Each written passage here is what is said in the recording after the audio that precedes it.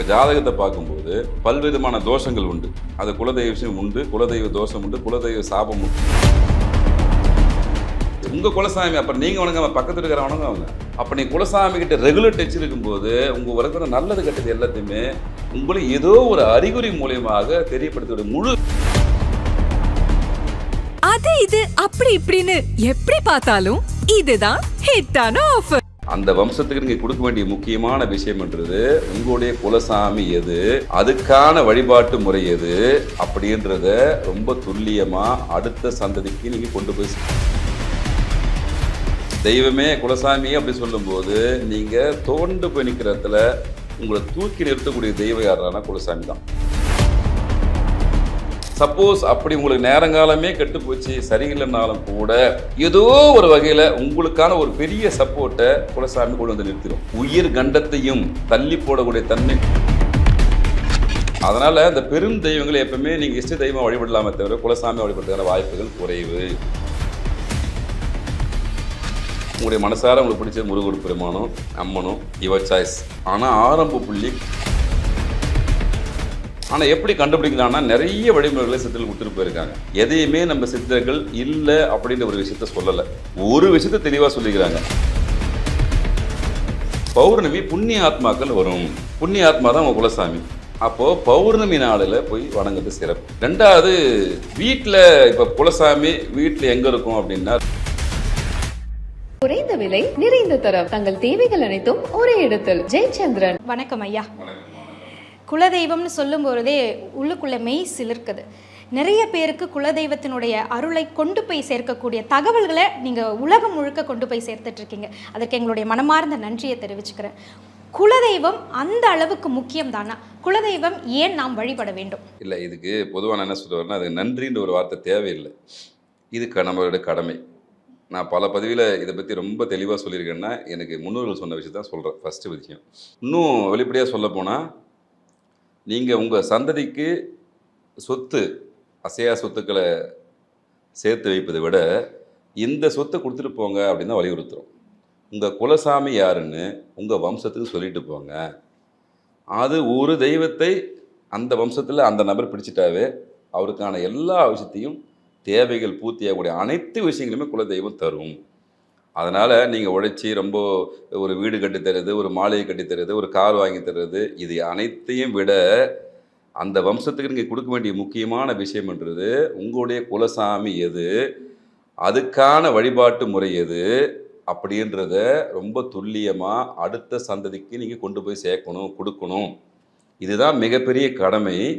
அப்போது இந்த கடமை நிறைய பேருக்கு தெரியுது, நிறைய பேர் தெரியல. சொல்லும்போது நம்ம இதை பிரதானமாக வலியுறுத்துகிறோம். ஏன் அப்படின்னு மனசுக்குள்ளே ஓடும்போது என்ன விஷயங்கள் வருது அப்படின்னா, சரி 1000 தெய்வங்களை வழிபடும் போதும் ஒரு சில இடர்பாடுகள் மனிதனுக்கு வருது. கிரக ரீதியாக கோச்சார கிரகங்கள் மாறும்போதும் மனிதனுக்கு இடர்பாடுகள் வருது, துன்பங்கள் வருது. அதுக்கு ஒரு வகையில் ஜாதகம் பார்க்கும்போது நம்ம கர்ம வினை காரணமாக இருக்கும், பித்ரு தோஷம் மற்ற தோஷங்கள் காரணமாக இருக்கும். அது ஒரு வகையில் உண்மைதான். ஆனால் அதையும் தாண்டி நம்ம அந்த துன்பத்தை தாங்கக்கூடிய பக்குவம், அதிலிருந்து மீளக்கூடிய ஒரு விஷயம், அதுக்கான தேடுதலுக்கான விடை, இதெல்லாம் நம்மளுக்கு யார் கொடுப்பா? ஒரு மாரல் சப்போர்ட்டாக யார் கொடுப்பான்னா குலதெய்வம் மட்டும்தான் கொடுக்கும். வேறு யார் தரத்துக்கு வாய்ப்பே இல்லை. தெய்வமே குலசாமி அப்படி சொல்லும்போது நீங்கள் தோண்டு போய் நிற்கிறதுல உங்களை தூக்கி நிறுத்தக்கூடிய தெய்வம் யாரானா குலசாமி தான். இது எனக்கு என்னுடைய வாழ்க்கை அனுபவத்தில் பல விஷயங்களை நான் பார்த்துருக்கேன், அவ்வளோ விஷயத்தை பார்த்துருக்கேன். அதனால் அது ஏன் இது இவ்வளோ உணர்வுபூர்வமாக நம்ம ஒவ்வொரு இடத்துல இதை பதிவு பண்ணுறோம் அப்படின்னா அந்த முன்னோர்கள் தான். நம்ம வேறு யாரும் கிடையாது, நம்ம குலசாமின்றது நம்மளோட முன்னோர்கள். இதில் நம்ம பெருசாக ரொம்ப ஆராய்ச்சியெல்லாம் பண்ண தேவையில்லை. நமது டிஎன்ஏ நமது முன்னோர்கள் தான் ஒரு பீரியடில் அவங்க செஞ்ச புண்ணியத்தின் அடிப்படையில் புண்ணிய ஆன்மாக்களாக மாறுறாங்க. அந்த புண்ணிய ஆன்மாக்களை தான் அதுக்கப்புறம் நம்ம ப்ரமோஷன், ஆஃபீஸ் ப்ரமோஷன் மாதிரி தான் தெய்வங்களும் ஒரு நிலை, ஒவ்வொருத்தரும் ஒரு நிலையை கொடுக்கும். அப்போது குலசாமின்ற நிலையே ஒருத்தர் கொடுத்துரும். அதுக்கப்புறம் சித்தர், முனிவர், மகரிஷி, இப்படி ஒவ்வொரு கேட்டகரி இருக்குது. அந்த நீங்கள் தெய்வத்தோட அணுகிற முறை, நீங்கள் செய்கிற செயல்படுற அடிப்படையில் தான் உங்கள் ப்ரமோஷன் கடவுள் கொடுப்பார். அது நல்ல ஆன்மாவாக ப்ரமோஷன் ஆகிறதுக்கான விஷயங்கள். இப்போ நீங்கள் கோயிலுக்கே போய் தெய்வம் கும்பிடும்போது அந்த தெய்வத்தை சுற்றி என்ன இருக்கும்? அந்த இடத்துல புண்ணிய ஆத்மாக்கள் இருந்தால் கோயில், அங்கே புண்ணிய ஆத்மா தான் இருக்கும். நீங்கள் சிலை வடிவத்தில் சொல்கிற விஷயம் வேறு. ஆனால் யார் இருப்பாங்கன்னா புண்ணியம் செய்த ஆத்மாக்கள் இருக்கும்.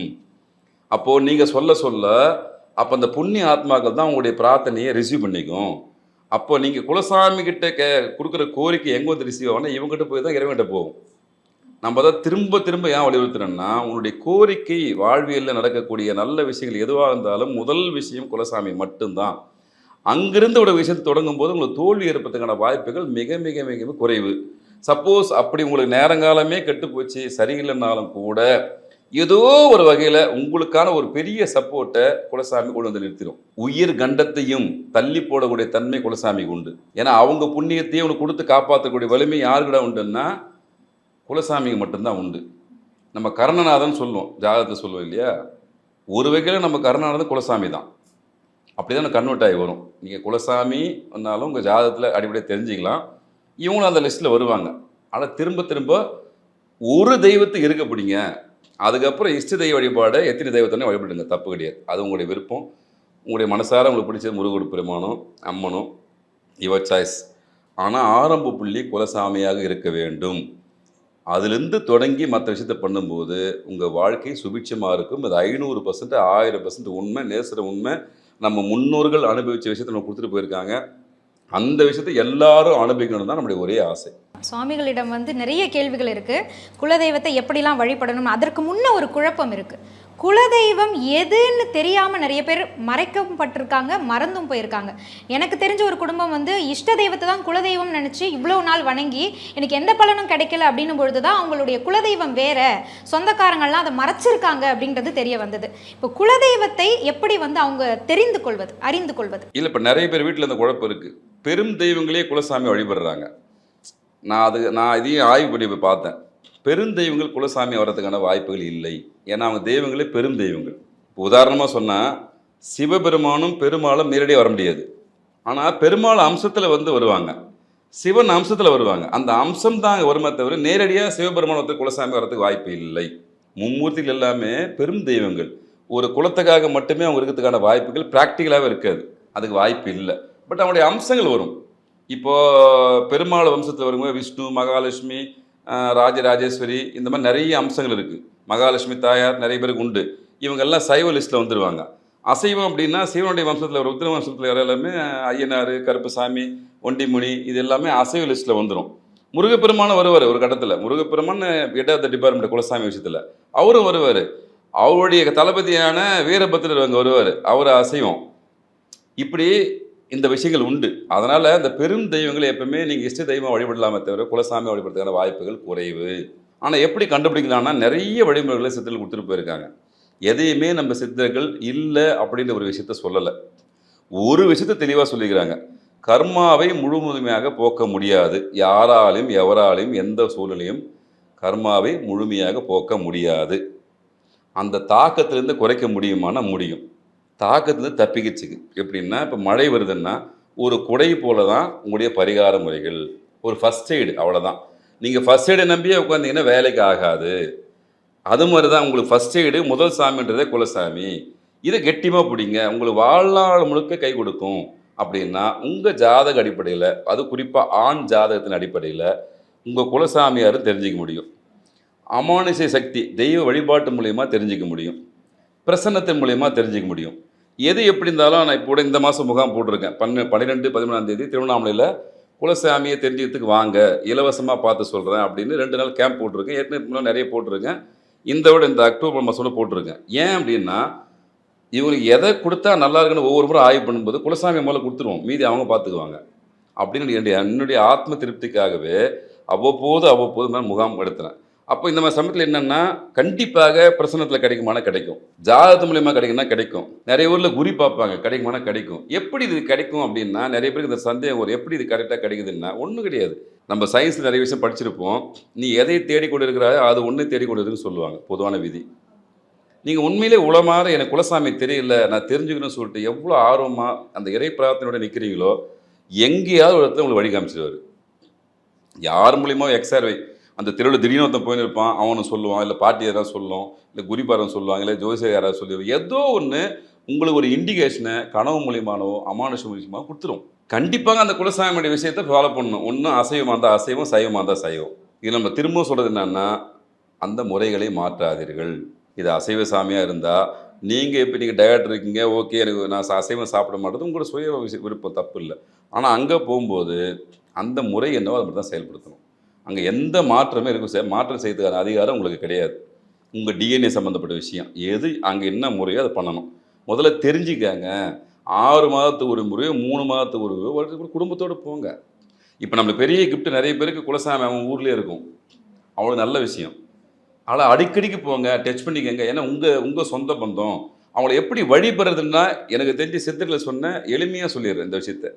இது நிறைய ஏன்னா இந்த குலசாமியில் ஒவ்வொரு அந்தந்த ரீஜனில் ஒரு சில மாதிரி வழிபடுவாங்க. ஒரு இடத்துல செடியை வச்சு வழிபடுவாங்க, ஒரு இடத்துல செங்கல் வச்சு வழிபடுவாங்க, ஒவ்வொருத்தில் பாதாளத்தில் போய் நின்று வழிபடுவாங்க. பகல் நேரத்தை தான் இரவு நேரத்தில் வழிபடுற கோயிலும் உண்டு. இந்த மாதிரி நிறைய டிஃப்ரெண்ட் ஆஃப் கேரண்டி இந்த குலசாமியில் உண்டு. பொதுவான விதி சித்தரில் சொன்ன விதி, குலசாமியுடைய அருள் இங்கே பரிபூர்ணமாக வரணுன்னா பௌர்ணமி நாளில் போய் வணங்கணும். முக்கியமான விஷயம், பௌர்ணமி நாளுக்கு அந்த புண்ணிய ஆத்மாக்கள் அதிகமாக போடுற விஷயம் உண்டு. ஏன்னா பித்திருக்கள் வந்து போகிற நாள்ன்றது அமாவாசை, பௌர்ணமி புண்ணிய ஆத்மாக்கள் வரும். புண்ணிய ஆத்மா தான் உங்கள் குலசாமி. அப்போது பௌர்ணமி நாளில் போய் வணங்குறது சிறப்பு. ரெண்டாவது, வீட்டில் இப்போ குலசாமி வீட்டில் எங்கே இருக்கும் அப்படின்னா 2 இடத்துல தான் குலசாமி இருக்கும். வீட்டுக்குள்ளனா வீட்டுக்கு உள்ள குலசாமி இருக்காது. என்ன விஷயம் அப்படின்னா, அவங்க வீட்டில் யாராவது இந்த முன்னோர்கள், அதாவது கன்னி கழியாத நபர்கள் இறந்திருந்தால் அந்த கன்னி தெய்வத்தையே குலசாமியை கன்வெர்ட் பண்ணி வீட்டில் வச்சு வணங்குற தன்மை உண்டு, நிறைய குடும்பத்தில் உண்டு. ஆனாலும் குலசாமி உங்கள் வீட்டில் எங்கே இருக்குன்னா நிலைய வாசப்படியில் தான் இருப்பாங்க. ஒன்று, அதுக்கப்புறம் வீட்டுக்கு பின்புறம் வெட்ட வெளி இருந்துச்சுன்னா அங்கே இருப்பாங்க. இந்த 2 இடம் தான் குலசாமி தங்கக்கூடிய இடம். ஆனால் தான் முன்னோர்கள் வாசலில் கோலம் போட்டு எல்லாத்தையும் பண்ணி மெழுகி வச்சு உங்களுக்கு திருநூறு குங்குமம் எல்லாமே வச்சு அந்த நிலைவாசப்படியை ரொம்ப கவனமாக பாதுகாப்பாங்க. அந்த இடத்துல செருப்போ அசுத்தமான விஷயங்கள் இருக்கக்கூடாதுன்னு நினைப்பாங்க. ஒன்று, அங்கே கூட வாஸ்து பகவானும் இருக்கார். நிலைவாசப்படுகிறது சாதாரண விஷயம் கிடையாது. அவ்வளோ பெரிய பில்டிங்காக இருந்தாலும், அது 500 மாடியாக இருந்தாலும், அதுக்கு முதல் வைக்கிற நிலைவாசப்படி தான் ரொம்ப ரொம்ப இம்பார்ட்டண்ட்டு. அப்போது அதே மாதிரி தான் ஒரு பில்டிங்க்கு எது நிலைவாசல் முக்கியமோ அந்த மாதிரி உங்கள் வாழ்க்கைக்கு முதல் விஷயமே குலசாமி தான். ஆனால் இதை நீங்கள் செம்மைப்படுத்திட்டீங்கன்னா அந்த பில்டிங்கே ஸ்ட்ராங்காக இருக்கும். இதே தான் இங்கேயும் நீங்கள் குலசாமியை ஸ்ட்ராங்காக பிடிச்சிங்கன்னா உங்கள் வம்சமே நல்லா இருக்க போகுது. ஆனால் அந்த இடத்துல மட்டும்தான் நிலைவாசப்படியில் தான் குலசாமி இருக்கும், வாசம் செய்யும். இப்போ குலதெய்வம் எங்களுக்கு தெரியும், குலதெய்வம் எங்களோட தான் இருக்காங்கன்றதை நாங்கள் நம்புகிறோம். ஆனாலும் குலதெய்வம் எங்கள் வீட்டில் தான் இருக்கிறார், அவருடைய அருள் இங்கே இருக்குது அப்படின்றத நாங்கள் எப்படி உணர முடியும்? இல்லை குலதெய்வத்தினுடைய அருளே எங்களுக்கு இல்லை, ஏதோ ஒரு கோவத்தில் இருக்காரு அப்படின்றத நாங்கள் எப்படி தெரிஞ்சுக்க முடியும்? நிச்சயமாக தெரிஞ்சுக்க முடியும். உங்கள் ஜாதகத்தை பார்க்கும்போது பல்விதமான தோஷங்கள் உண்டு. அது குலதெய்வ விஷயம் உண்டு, குலதெய்வ தோஷம் உண்டு, குலதெய்வ சாபம் உண்டு, பெண் சாபம் உண்டு. இந்த பல வகையில் உண்டு. கடுமையான நெருக்கடி அந்த குடும்பத்து வரும்போது அவசியம் நீங்கள் எப்படி நம்ம இப்போ டாக்டரை பார்க்க வாங்குமோ அந்த மாதிரி ஒரு ஜோதிடரை போய் சந்திப்பது நல்லது. நம்மளுக்கு என்னதான் பிரச்சனை தெரிஞ்சுக்கணும். அந்த சமயத்தில் எந்த கேள்வியும் முன் வைக்கணும். என்னென்ன, ஐயா எங்கள் குலசாமி பிளஸிங் இருக்கா இல்லையா அப்படின்னு கண்டிப்பாக அது ஒரு கேள்வியை அவசியம் எல்லாரும் கேளுங்க. ஏன்னா அவங்க எல்லாத்தையுமே சொல்லக்கூடிய நபராக இருந்தாலும் கூட நீங்கள் தான் கேள்வியை கேட்கணும். முதல் கேள்வி இந்த கேள்வியே வைங்க. ஒரு ஜாதகம் பார்க்க போகிறீங்க, ஐயா எல்லாத்தையும் விட்டுருங்க ஐயா. எல்லாருமே பொதுவாக என்ன கேட்பாங்கன்னா, ஐயா எங்கள் பூர்வ புண்ணி நல்லா இருக்குதா, பாக்கியசன் நல்லா இருக்குதா அப்படின்னு கேட்பது வழக்கம். அதை தான் இந்த கேள்வி கேளுங்க. ஐயா எனக்கு குலசாமி பிளஸிங் இருக்கா, இல்லைன்னா என்ன பண்ணணும்னு கேளுங்க. அப்போ அதை தெரிஞ்சுக்கலாம். ஒன்று, எங்களுக்கு அது மாதிரி எங்களுக்கு ஜாதகமே இல்லை, எதுவுமே இல்லைனாலும் நான் சொன்ன மாதிரி பௌர்ணமி வழிபாடை தொடர்ந்து செய்யுங்க. நிலைய வாசப்படியில் வழக்கமாக விளக்கு ஏற்றுங்க. உங்களுக்கு நன்மையான விஷயம் நடந்தாலும் சரி, துன்பமான விஷயம் நடந்தாலும் சரி, அந்த ரெகுலர் டச்சில் இருங்க. யார்கிட்ட? குலசாமிகிட்ட கம்யூனிகேஷன் இருங்க. நிச்சயமாக தெரியும். நீங்கள் வணங்க உங்களுக்கு கனவு மூலியமாக வெளிப்படுத்துவாங்க. அது அவங்களுடைய சொந்த அனுபவம். இது இப்படி தான் அவங்க வருவாங்க, இப்படி தான் போவாங்கன்னு யாராலும் அறுதிட்டு கூற முடியாது. ஏன்னா கண்டிப்பாக அந்த பிரம்ம முகூர்த்த நேரத்தில் கண்டிப்பாக வருவாங்க. பிரம்ம முகூர்த்த நேரத்தில் வரக்கூடிய கனவு எல்லாமே இயல்பாகவே பலிக்கக்கூடிய தன்மை உண்டு. அதே மாதிரி இப்போல்லாம் இல்லை, இப்போல்லாம் அந்த குடுகுடுப்பாரெலாம் வர்றதில்லை. இப்போது நிறைய பேர் அதை நம்புறதில்லை. ஆனால் அதெல்லாம் அப்படி கிடையாது. அதெல்லாம் உண்மையான விஷயங்கள், அமானுஷ்ய விஷயங்களை அந்த சமயத்தில் அதுவும் பிரம்ம முகூர்த்தத்தில் தான் சொல்லுவாங்க. அது கண்டிப்பாக 100% நடக்கும். இவங்க நினச்சினுக்கிறாங்க அதை வயிற்று பிழப்பாக பண்ணுறாங்க. அது ஒரு வகையில் இருந்தாலும் அவங்க குல வழக்கமே அப்படி தான். அவங்க அப்படி தான் சொல்லன்றதாக தான் விதிக்கப்பட்டு அவங்க செய்கிறாங்க. அவங்ககிட்ட ரொம்ப துல்லியமாக இருக்கும். பலன் மாறவே மாறாது. நீங்கள் என்ன சுற்றினாலும் பலன் மாறாது. நிறைய பெரும்பான்மை நான் பார்த்துருக்கேன், நிறைய வீட்டில் விசாரிச்சிருக்கேன். மிகப்பெரிய செல்வந்தரமான குடும்பங்கள்லாம் அந்த தெருவில் எப்போது புடுபுடுக்கார வருவான்னு சொல்லிட்டு வெயிட் பண்ணுவாங்க. அந்த காலத்தில் வீட்டில் கல்யாணத்துக்கு ஒரு பொண்ணு நிற்குது, எப்போ நடக்கும் மேரேஜ், என்ன நடக்கும், அடுத்த கட்டமாக வீட்டில் ஒரு சிக்கல் இருக்குது. அப்போ இந்த தீர்வு யார் சொல்லுவான்னா அவங்க நினைக்கும் போது இவங்க இன்னி வருவானா வரமாட்டானா அப்படின்னு காத்து நிற்பாங்க. அவன் வாயால் ஏதாவது ஒரு வார்த்தை வருமானு சொல்லிட்டு வெயிட் பண்ணுவாங்க. அந்த வார்த்தை ஜக்கம்மா சொல்கிற வார்த்தை மாறாது, அது நடக்கும். இந்த மாதிரி அமானுஷ விஷயங்கள் மூலிமா உங்களுக்கான விஷயத்தை கொடுத்துருவாங்க குலசாமி. உண்மையிலே அந்த அருள் இருந்துச்சுன்னா உங்களுக்கு ஒரு சில வாசனை திரவங்களுடைய விஷயங்கள் வரும். அதை தான் பலமுறை சொல்கிறோம், குலசாமி படத்தை வீட்டில் வைங்கன்றேன். மற்ற சாமி படம் இருக்குதோ இல்லையோ, உங்கள் குலசாமி படத்தை வீட்டில் வைக்கணும். குலதெய்வ படத்தை வந்து வீட்ல வச்சு வணங்குனா ஏதாவது கோவப்பட்டுருவாங்களா? 500% 1000% வச்சு உங்கள் குலசாமி அப்புறம் நீங்கள் வணங்க, பக்கத்தில் இருக்கிற வணங்க அவங்க. நீங்கள் லாஜிக்காக புரியுங்க, மற்றவங்களை பற்றி யாருமே நம்பாதீங்க. உங்கள் பொருள், உங்கள் சொந்தம். இப்போ நம்ம சொந்தக்காரட்டே ஒரு சண்டை போட்டோட நாளைக்கு ஒன்றாயிடுவோம். சரி, இப்போ 1000 நம்ம சொந்தம், சரி ஓகே அப்படி. அதே தான் குலசாமியும். உங்கள் தெய்வத்தை நீங்கள் தான் ஆராதனை பண்ணணும், நீங்கள் தான் எல்லாமே பண்ணணும், வேறு யார் பண்ணுவா? அது உக்கிரமான தெய்வமோ எந்த தெய்வமோ அந்த தெய்வம் பார்க்காதீங்க. அது மற்றவங்களுக்கும் உங்களுக்கு அந்த விஷயத்துக்கு சம்மந்தமே கிடையாது. அது உங்கள் சாமி. முதல் படம் அந்த படம் தான் இருக்கணும். இப்போது இன்னும் வெளிப்படையாக சொல்ல போனால் நீங்கள் ஒரு வீட்டில் போய் பாருங்கள், ஒரு சில வீட்டில் ஒரு 6 சாமி போட்டோ மட்டும்தான் ஒரு காலத்தில் உண்டு. நீங்கள் போட்டோ கடையில் போய் புதுசாக வீடு கொடுத்துன்னு வந்துட்டோன்னா போட்டோ வாங்கினோம்னா ஒரு பிள்ளையார் இருப்பார், ஒரு முருகப்பெருமான் இருப்பார், மகாலட்சுமி தாயார் இருப்பாங்க, சரஸ்வதி இருப்பாங்க. இதை தாண்டி இருக்கிறதுக்கு வாய்ப்பே இல்லை. ஆனால் இன்றைக்கி பார்த்தீங்கன்னா ஒரு ரூம் முழுக்க வச்சுக்கிறாங்க படத்தை. அதுவே மிகப்பெரிய தவறு. நான் பல பதிவு பண்ணிக்கிறேன். ஐயா அந்த மாதிரிலாம் கோயிலுக்கு போகும்போதெல்லாம் ஒரு படத்தை வைக்க மாட்டாதீங்கய்யா. உடனே தெய்வம் வந்து உட்காந்துருமா, அருள் கொடுத்துருமா, அதுக்கு வாய்ப்பே கிடையாது. அந்த விஷயம் வேறு. உன் மன திருப்திக்காக பிரம்மாண்டமாக வச்சிடுற. ஆனால் அதே மாதிரி சிலை வழிபாடும் நீங்கள் வந்து வச்சுட்டிங்கன்னா அது ஆகாம விதிப்படி அவன் கோயிலில் பண்ணுவாங்க. நீங்கள் வீட்டு அப்படி பண்ண முடியுமா? அதுதான் கோயிலை வச்சு வச்சுக்கிறான். அக வழிபாடு செய்யுங்கய்யா போதும். அந்த இறைவன் மனசாக நினச்சிங்க. அதனால் உங்கள் குலசாமி படம் உங்கள் வீட்டில் அவசியம் இருக்கணும். ஒரு கண்ணாடி முகம் பார்க்குற கண்ணாடி அங்கே அவசியம் இருக்கணும். அதுக்கப்புறம் உங்கள் இஷ்ட தெய்வ படம் எது வேணால் வச்சுங்க. ஆனால் முதல் படமாக குலசாமி படம் இருக்கட்டும். நீங்கள் 1-to-1 டச்சில் இருங்க. எப்போவுமே நீங்கள் உங்கள் முன்னோட டச்சில் இருந்தீங்கன்னா உங்களுக்கு ஏதாவது ஒரு உணர்த்திடுவாங்க. நம்ம திரும்ப ஏன் சொல்கிறோன்னா உணர்த்திடுவாங்க. அந்த உணர்த்துறது உங்களுக்கு ஆள் கிடையாது இல்லை. உங்களுக்கு வரக்கூடிய துன்பமான விஷயத்தை உங்களுக்கு யாரும் சொல்லுவா? ஒன்று ஜாதகம் மூலிமா எல்லாருமே எல்லா டைம்லையும் ஜாதகம் போய் பார்த்துறதுக்கு வாய்ப்பு இல்லை. அப்போது யார் வந்து உங்களுக்கு சொல்ல முடியும்? குலசாமி மட்டும்தான் ஒரு இண்டிகேஷன் கொடுக்கும். ஐயா அப்படி வரப்போகுது, அப்படி வரப்போகுது. இப்படி இப்போ நம்ம கூட சொல்லுவோம், நாய் ஊழ எடுதுன்னா நீங்கள் 1000% நாய் ஊழ எடுத்து தெருவில் அடிச்சுன்னா ஒரு இறப்புன்னு நடக்கும். சாமி ஒரு 7 நாள் நடக்கும். கண்டிப்பாக நடந்தே தீரும். இதை அனுபவத்தில் பார்க்கலாம். 7 days தான் டைமு. நாய் கண்டினியூவாக ஊழ அடிச்சு ஒரு தெருவில்னா அந்த தெருவில் ஒரு இறப்பு நடக்க போகுதுன்னு அது முன்கூட்டியே தெரியும். அது இறைவன்கிட்ட பிரார்த்தனை பண்ணும். ஒரு ஜீவன் போக போகுது, பார்த்துங்க இறைவா, நம்ம அது ஊழ எடுதுன்னு. ஊழை இல்லையா, அது கடவுள்கிட்ட பிரார்த்தனை பண்ணுது. அது நல்லபடியாக அந்த ஜீவனை கொண்டு போய் சேருங்க ஐயா. நான் தான் இந்த பிறவியில் இப்படி பிறந்துட்டேன், அந்த ஜீவனை நல்லபடியாக கொண்டு போய் சேருங்கன்னு சொல்லிட்டு அது டெய்லி ஊழையிடும். இந்த விஷயத்தில் யார் கொடுப்பான்? குலசாமி தான் கொடுக்கும். அப்போ நீ குலசாமிக்கிட்ட ரெகுலர் டச் இருக்கும்போது உங்கள் வரைக்கிற நல்லது கெட்டது எல்லாத்தையுமே உங்களை ஏதோ ஒரு அறிகுறி மூலியமாக தெரியப்படுத்தி விடும். முழு வேலை அவங்களுக்கு வேறு எந்த வேலையும் கிடையாது. நம்ம திரும்ப எந்த வேலையும் கிடையாது அவங்களுக்கு. இந்த ஒரு வேலை மட்டும்தான் அவங்களுக்கு. இப்போ நீங்கள் சொல்வது போலவே படம் வைத்து வழிபடுறதை எப்படி விரும்புகிறாங்களோ அதே மாதிரி மண் எடுத்துகிட்டு வரணும் அப்படின்னு விரும்புகிறாங்க. எல்லாருக்கும் சொல்கிறேன், அதான் சொல்கிறேன். வெளிநாட்டில் இருக்கிற அன்பர்கள் ஊருக்கு போறியா, ஒரு இப்படி மண் எடுத்துன்னு போ. அது 10 வருஷம் 100 வருஷம் ஆனாலும் மண் தன்மை மாறாது. அந்த சக்தி கூட தான் இருக்க போகுது. உள்ளூர் இருக்கிறியா, இப்போ மதுரையில் வேலை செஞ்சு சென்னைக்கு வேலைக்கு வந்துட்டியா, கிளம்பும்போது ஒரு பிடி மண்ணை கூட எடுத்துடுவான். உன் பேக்கில் வச்சுக்கோ, உன் வீட்டில் வச்சுக்கோ, வாசப்படியில் மாட்டு, எப்பயுமே கூட டைம் எனி டைம் கூட வச்சுக்கோ. அந்த சக்தி, அந்த பிரபஞ்ச ஆற்றல் உங்கள் குலசாமியும் கூடவே நிற்கும். ஐயா உன்னை நான் கூட வச்சுன்னு விருப்பப்படுறேன். நம்ம தூரம் நெடுந்தூரம் பயணம் போகிறேன். உங்களுக்கு தெரியும், குலசாமி மண்ணிலேருந்து எடுக்கணும், அந்த கோயிலேருந்து எடுக்கணும். அந்த எல்லை, குலசாமிக்குன்னு ஒரு எல்லை இருக்கும். உங்கள் எல்லை ஒரு பிடி மண் அவங்ககிட்ட சொல்லிவிட்டு ஒரு மஞ்சள் தண்ணியில் போட்டு முடிச்சுட்டு எடுத்து தாராளமாக ஒரு 10 சுண்டாடு மணிக்கு அங்கங்கே ஒன்று கட்டி வைங்க. அது பெரிய பாதுகாப்பு கவசம். அந்த சக்திகள் பிரபஞ்ச சக்தி அதிகம். அதுக்கு எந்த துன்பமான விஷயமா இருந்தாலும் காட்டி கொடுத்துரும். அது ஒரு மாதிரி இண்டிகேஷன் கொடுக்கும். அது அந்த வீட்டில் வாழ்கிறவங்களுக்கு தான் அந்த விஷயங்கள் தெரியும், பெரியவங்களுக்கு தெரியும். ஒரு சில விஷயம் நடக்கும்போது தெரியும். அந்த மாதிரி தயவு செஞ்சு யாராக இருந்தாலும் உங்கள் குலசாமி மண் எடுத்து வீட்டில் பயன்படுது. அது உங்கள் குலசாமி மண் எல்லா இடத்துலையும் வைங்க. பூஜை ரூமில் வைங்க, சமையல் கட்டில் கொஞ்சம் தொங்க வைங்க. எங்கெங்கெல்லாம் உங்களுக்கு அதிகமான நீங்கள் யூஸ் பண்ணுற இடம் இருக்குதோ அங்கெல்லாம் பண்ணுங்கள். அது நல்லது. அதுக்கு மண்ணுக்கு எது நாள் 100 வருஷம் 200 வருஷம் வச்சுக்கலாம். அது என்ன கெட்டு போகிற பொருள் கிடையாது. அதனால் வெளிநாட்டு போகிற எல்லா அன்பர்களுமே ஒரு பிடி மண்ணை தாராளமாக தயவுசெய்து எடுத்துன்னு போவாங்க. என்றைக்கு இருந்தாலும் எந்த சூழ்நிலையும் கைவிடாது. ஒரு பெரிய நம்பிக்கை வந்துடும் உங்களுக்கு. என் குலசாமி என் கூட இருக்கின்ற ஒரு ஃபீல் வந்துட்டாவே அதுக்கப்புறம் நீங்களே இயல்பாக சைக்காலஜிக்காக ஒன்றா உங்களுக்கு மனசு சரி தெய்வம் நம்ம கூட இருக்குது, சரி பார்த்துக்குவோம், ஃபேஸ் பண்ணுறோன்ற சைக்காலஜிக்காக உங்களுக்கு ஒரு மனோதைரியம் ஏற்பட்டுரும். அந்த தைரியத்தை யார் கொடுப்பான்னா குலசாமி கொடுக்கும். நான் இருக்கு, நான் பார்த்துக்கலாம், போ, நீ எல்லை தாண்டி போய் அவனை சொல்ல அவங்க விதி, பட் கூட நான் இருக்கிறேன் போ அப்படின்னு. அதான் நான் வெளிநாட்டு அன்பர்கள் சொல்கிறேன். முன்னே டெக்னாலஜி இல்லை, இப்போ டெக்னாலஜி இருக்குது. ஒரு ஃபோட்டோ எடுத்துன்னு போங்க. உங்கள் குலசாமி இதை மரமோ செடியோ குச்சியோ அது எதுனா இருக்கட்டும், அதை வேறு மாதிரி பார்க்கக்கூடாது, தெய்வமாக தான் பார்க்கணும். அது ஒரு ஃபோட்டோ எடுத்துங்க, ஃப்ரேம் போட்டு உங்கள் பூஜை ரூமில் நீங்கள் எந்த சின்ன ரூமில் இருந்தாலும் சரி பெரிய உங்கள் பூஜை ரூமில் வச்சுக்கங்க. தொடர்ந்து வணங்கிடுவாங்க. மொபைலில் டிஸ்பிளேல வச்சுக்கோங்க. எங்கெங்கெல்லாம் நீங்கள் குலசாமியை பயன்படுத்த முடியுமோ அங்கெல்லாம் பயன்படுத்துங்க. ஒரு காலத்தில் நீங்கள் இந்த காலத்தில் தான் அசைவ உணவுகள்லாம் அதிகமாகிடுச்சு. ஒரு வீட்டில் ஒரு காலத்தில் பாண்டியன் ஹோட்டலும் மதுரை வீரன் ஹோட்டலில் தான் ரொம்ப ஃபேமஸ். அசைவம்னா ஊருக்கு ஒரு கடை தான் இருக்கும். அதில் போர்டில் பார்த்தீங்கன்னா என்னென்ன சாமி தெரியுமா இருக்கும்? அவங்க குலசாமி படம் தான் இருக்கும். வேறு தெய்வம் படம்லாம் இருக்காது. அவங்க 1000 தெய்வம் கும்பிட்டாலும் அவங்க ஊரில் எந்த ஊரில் வந்து கடை தந்தாலும் முதல்ல அவங்க குலசாமி போட்டோ வச்சு தான் பேரே வேற மதுரை வீரன் ஹோட்டலு அப்படின்னு தான் இருக்கும். கருப்புசாமி ஹோட்டலு அப்படின்னு இருக்கும்.